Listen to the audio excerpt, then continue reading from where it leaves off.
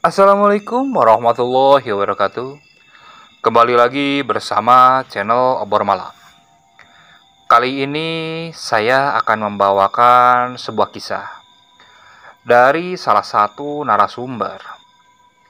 Dia mempunyai cerita ketika dia sedang mencari belut di sawah bersama rekannya. Gimana kisahnya? Simak terus ceritanya sampai selesai dan klik tombol subscribe-nya supaya kalian bisa terus mengikuti cerita yang dibawakan oleh channel Obor Malam. Oke, kita langsung mulai ke ceritanya. Malam itu sekitar pukul 9 malam, saya sedang menunggu dua teman saya yang hendak menemani saya mencari belut di sawah. Sudah menjadi kebiasaan saya dan kedua rekan saya ketika malam minggu. Saya dan kedua teman saya itu biasanya pergi mencari belut ke sawah. Sekedar untuk mengisi waktu luang atau menambah keuangan kami. Kalau dapat banyak, biasanya akan kita jual. Namun keseringannya tidak kita jual, tapi akan kita pasak sendiri sambil bergadang pada malam minggu. Tak berapa lama kedua teman saya muncul. Sebut saja namanya Andi dan Roni. Bud, ayo yuk berangkat. Udah terlalu malam nih, ujar Roni mengajak diriku. Ayo. Wah, udah lama kok nungguin dari tadi. Lampu udah dibawa kan? Udah nih, sekalian sama lentera satu. Ya udah deh, ayo. Kami pun lalu melanjutkan perjalanan menuju area pesawahan untuk mencari belut tersebut. Tak jauh dari tempat kami. Sekitar 15 menit kami sampai di area pesawahan. Sampainya di sana, kami mulai menyalakan lampu senter dan lampu lentera yang dibawa. Roni waktu itu memegang senter untuk mencari di mana belut itu berada. Sedangkan aku bertugas untuk mengambil belut itu dengan pecapit yang aku siapkan dari rumah. Sedangkan Andi bertugas di belakang sambil membawa lentera, sekaligus dia juga membawa penjepit kalau melihat belut yang ada di dekat dirinya. Kami pun mulai melangkahkan kaki di pematang sawah, melihat sekeliling di area petakan sawah. Siapa tahu ada belut di sekitar situ. Tidak terlalu jauh dari tempat itu, kami mulai menemukan 3 ekor belut di petakan pertama. Dengan cepat, aku segera menangkap belut tersebut. Kami pun lalu memutuskan terus berjalan. Dan memang malam itu terlihat banyak belut di petakan sawah. Alhasil tak terlalu lama, kami sudah mendapatkan sekitar 12 ekor belut. Wih, kalau kayak gini gak lama nih dapat banyak. Bisa dijual juga, ujar Andi berucap. Ya mudah-mudahan lumayan kan buat nambah-nambah ngopi. Udah, sekarang lanjut aja dulu. Mudah-mudahan bener dapat banyak. Kalau awalnya udah gini, biasanya nyampe jam 12 penuh tuh ember, ucapku menambahkan. Ron, gua pindah ke sebelah pinggir ya, biar gak ngumpul, ujar Andi menuturkan. Dia melangkahkan kaki memisahkan diri ke pematang sawah yang ada di bawah 2 petak di bawah kami berjalan. Sedangkan saya dan Roni masih melangkah di petakan jalan yang sama. Dari kejauhan terlihat ada lampu senter yang sedang menyala di area petakan sawah.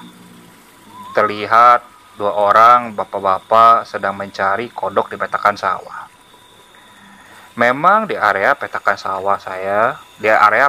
sawah di desa kami ini, ketika padi belum ditanam, orang-orang banyak yang ke sawah mencari kodok. Sudah tak aneh. Bahkan biasanya orang yang mencari kodok atau katak di area pesawahan kami bisa dari daerah yang jauh. Kami pun melanjutkan melangkahkan kaki mencari belut di petakan sawah lagi. Ternyata memang benar. Belutnya terlihat banyak. Wih, bener nih, lagi hoki ya kita. Iya, mana belutnya gede-gede lagi, ujarku menambahkan. Setelah cukup jauh berjalan, kira-kira mencapai pertengahan area pesawahan, saya mulai merasakan ada sesuatu yang ganjil. Kala itu, ketika sudah menjepit seekor belut yang cukup besar, kira-kira besarnya sekitar 2 jari, aku mulai mencium wangi bunga melati. Ron. Apa? Kamu nyium sesuatu nggak? Bentar. Iya. Tiba-tiba Andi pun beralih mendekati kami. Kenapa, Andi? Ujarku. Enggak, barang lagi aja ya. Ini udah dapat banyak. Namun dari raut Andi terlihat ada sesuatu yang ia tutupi.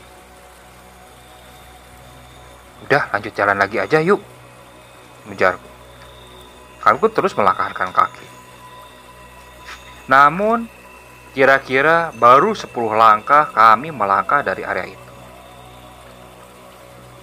Mendadak, bau melati itu berubah. Seperti bau amis dan bercampur bau busuk. Aku lalu berhenti. Kenapa? Tanya Roni. Bentar dulu, Ron. Ron. Pindah belakang. Gua di tengah. Tiba-tiba Andi berbicara seperti itu. Ya udah sini. Roni pun pindah posisi jadi di belakang. Ketika aku coba melangkahkan kaki kembali, di belakang Roni seperti ada langkah kaki yang mengikuti kami. Aku baru ingat dari kata-kata orang-orang tua di sana. Biasanya kalau kita mencari belut di sawah dan ada sesuatu yang ganjil seperti kita mencium aroma-aroma wewangian melati, bau busuk, atau ada sesuatu yang seperti mengikuti kita di jalan. Jangan aneh, lempar saja 1 ekor belut ke belakang. Biasanya bau itu akan menghilang, dan sebagai gantinya kita akan mendapatkan belut lebih banyak. Aku ingat kata-kata itu. Tanpa pikir panjang, aku mengambil 1 ekor belut dan aku lemparkan ke belakang. Roni dan Andi pun sadar dengan apa yang kulakukan. Mereka tidak bertanyakan perbuatanku, karena mereka juga tahu tentang mitos tersebut. Setelah melemparkan 1 ekor belut itu, kami lalu berjalan dengan agak cepat, berusaha agak menjauh dari tempat tersebut. Dan benar saja, bau amis dan suara langkah yang mengikuti dari belakang tak terdengar lagi. Andi mulai berbisik dari belakang.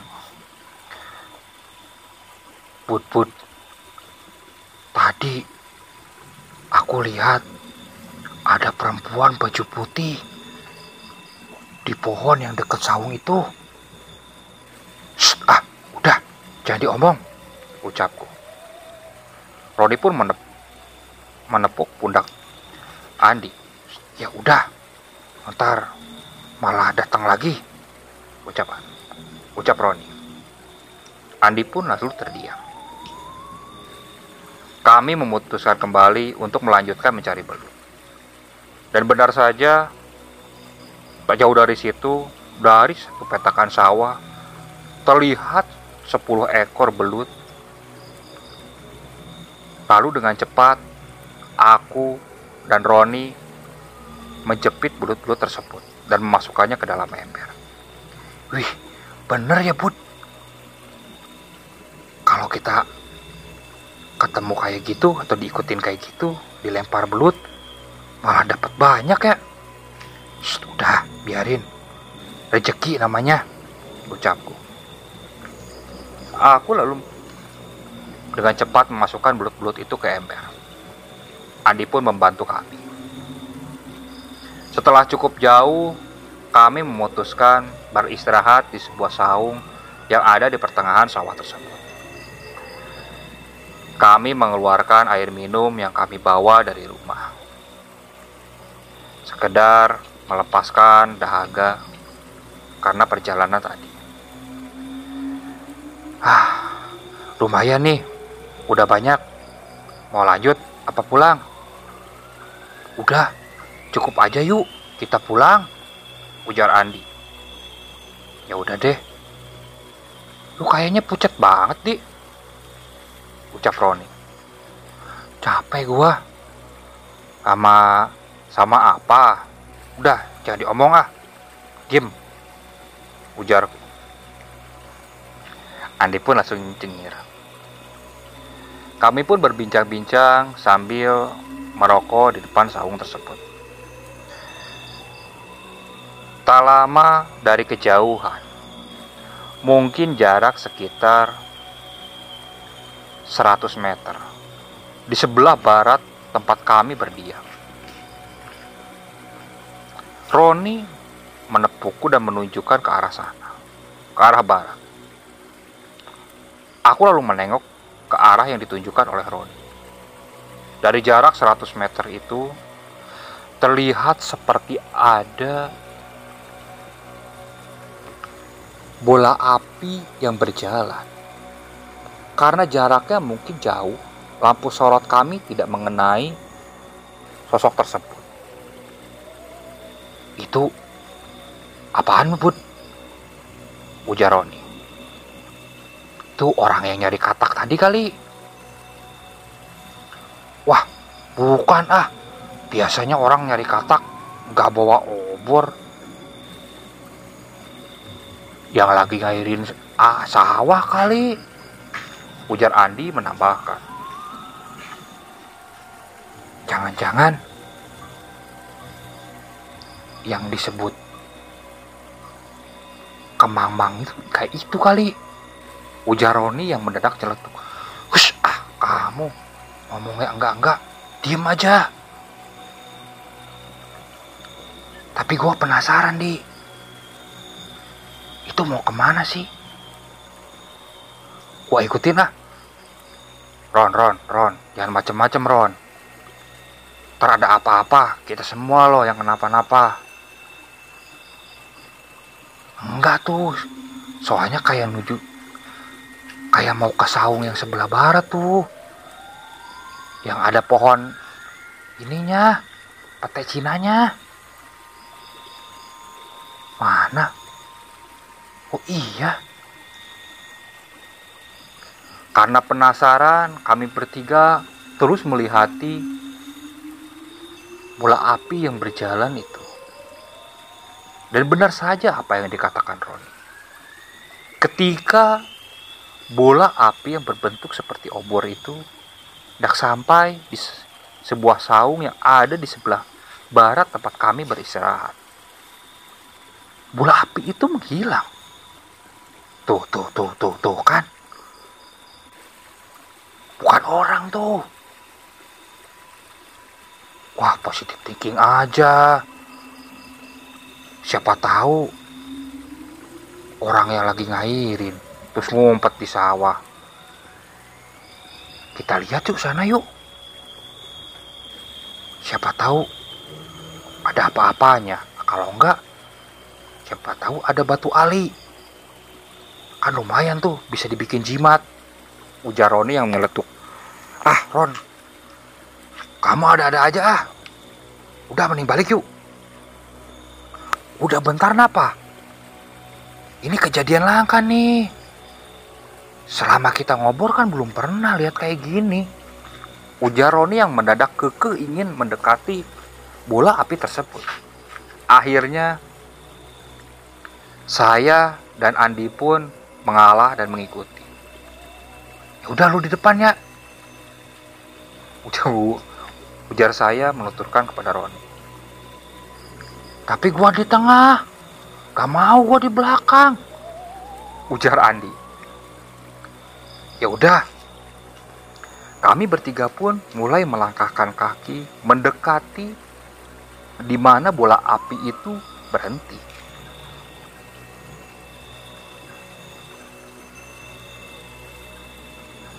Tak berapa lama kami sampai di saung tersebut. Roni dengan cepat mengarahkan senternya ke segala arah, mencari sesuatu. Tadi kayaknya hilang di sini deh. Udah yuk Ron, pulang yuk. Perasaan gua udah gak enak nih. Bentar. Loh, kok ada sesajen di situ sih? Mana? Itu di bawah pohon. Ah, udah gak beres nih Ron. Ayo balik lah. Ini udah merinding gua. Ayo, pulang yuk. Ujar Andi yang tak bisa menutupi rasa takutnya kembali. Udah gak bener, takut yuk. Ujar Andi terus berbicara seperti itu sambil menarik-narik bajuku. Udah yuk Ron, udah. Ya udah deh yuk. Kami pun lalu berbalik dan meninggalkan saung tersebut. Kira-kira baru sekitar 15 langkah dari tempat itu. Tiba-tiba ada angin yang mulai menerpa tubuh kami.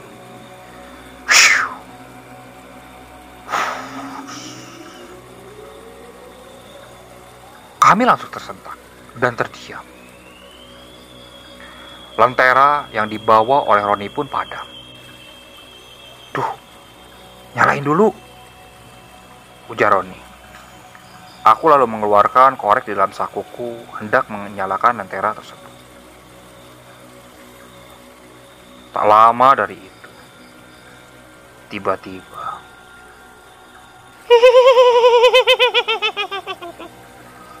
kami langsung tersentak.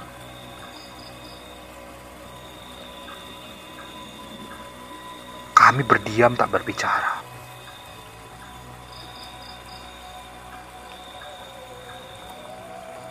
Roni mulai menyalakan lampu senternya. Dan dengan refleks, dia mengarahkan lampu senternya ke atas pohon yang ada di pinggir saung tersebut. Namun, alangkah terkejutnya ketika lampu senter itu mencapai satu dahan pohon di atas di pohon tersebut. Terlihat ada sesosok bayangan putih sedang duduk di salah satu dahan. Dengan santainya menggoyang-goyangkan kakinya. Rambutnya yang panjang dan acak-acakan. Terlihat sangat menyeramkan. Ketika Roni mengarahkan senternya tepat ke arah wajah sosok tersebut. Sosok itu langsung menyeringai dan tertawa dan sangat mengerikan.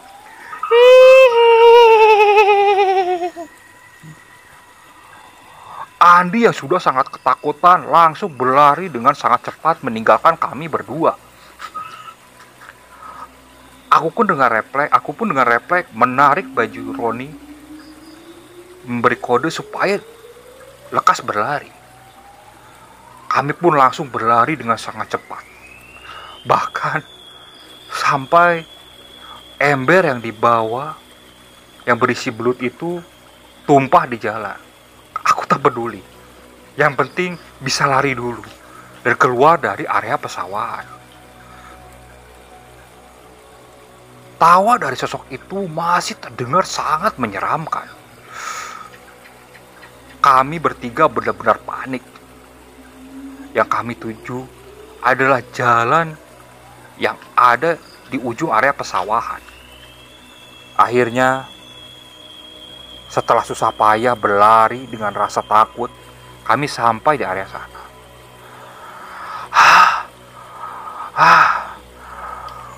Ron, kata gua apa? Macem-macem ya. Maaf, kan nggak tahu kalau ada kayak gituan. Udah tahu. Yang kelihatan juga bola api. Masih niat mau nyari batu akli. Jadi aja lihat kayak gituan.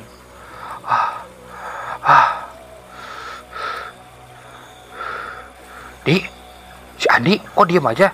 Di, terlihat Andi terdiam dengan wajah yang pucat dan tangannya masih menggigil. Takut gua. Yuk, cepat pulang yuk. Tadi sosok itu yang gua lihat. Serem, ayo. Terlihat Andi benar-benar sangat ketakutan. Udah yuk, biarin. Terus itu belut gimana? Ujar Roni. Lu mau ngambil ke sana sendirian? Gua mau ogah. Mending kehilangan belut gua daripada dikejar-kejar Kunti. Sono, ambil sendiri. Ucapku yang agak kesal ke Roni. Oh, ya udah, jangan marah. Maaf. Udah, besok aja ambilnya. Siangan. Ucapku yang guru itu kesal. Kami pun lalu bergegas pulang ke rumah. Sampainya di rumah, kami lalu bergegas mandi dan sambil membersihkan diri.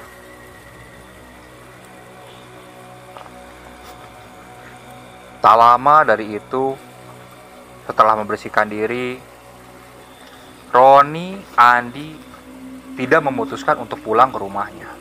Mereka menginap di rumah saya. Karena kebetulan malam itu kedua orang tua saya memang tak ada di rumah. Mereka sedang pergi ke rumah saudara saya. Udah, langsung tidur ya, ucapku. Kami bertiga tidur di satu kamar. Kamarku memang tidak terlalu luas, namun cukuplah buat kita tidur bertiga. Karena mungkin rasa lelah dan rasa takut, kami pun langsung tertidur dengan lelap. Tak berapa lama dari tertidur, aku mulai mendengar ada seperti suara tangisan di luar jendela rumah.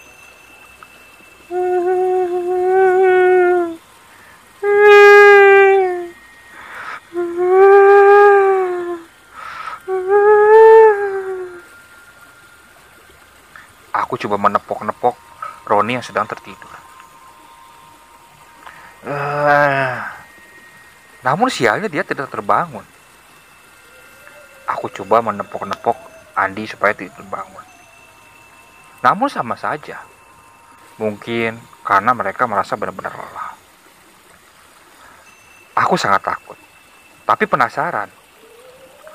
Mau mengintip, takutnya yang enggak. Berdiam diri aja penasaran. Akhirnya setelah berdebat dengan perasaan, aku mulai memutuskan untuk coba melangkahkan kaki, mendekatkan telingaku ke pinggir jendela.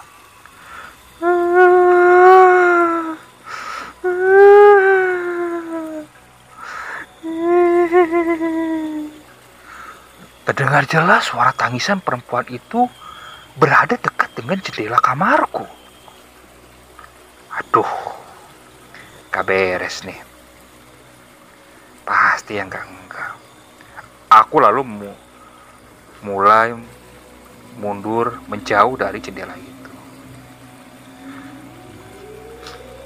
Tak lama dari itu, suara tangisan berubah menjadi suara tawa.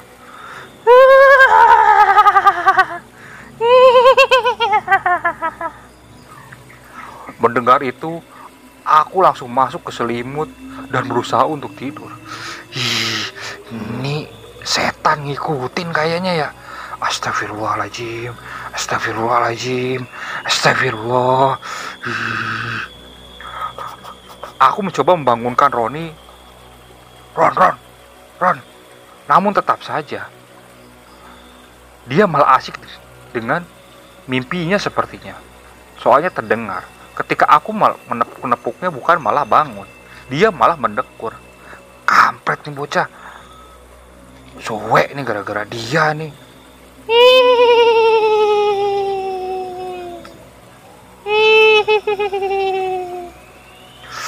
Aku mencoba nutup telingaku. Namun suara itu masih tetap terdengar. Aku mencoba membaca doa-doa di dalam hati. Tak berapa lama dari itu, suara itu seperti menjauh dan menghilang.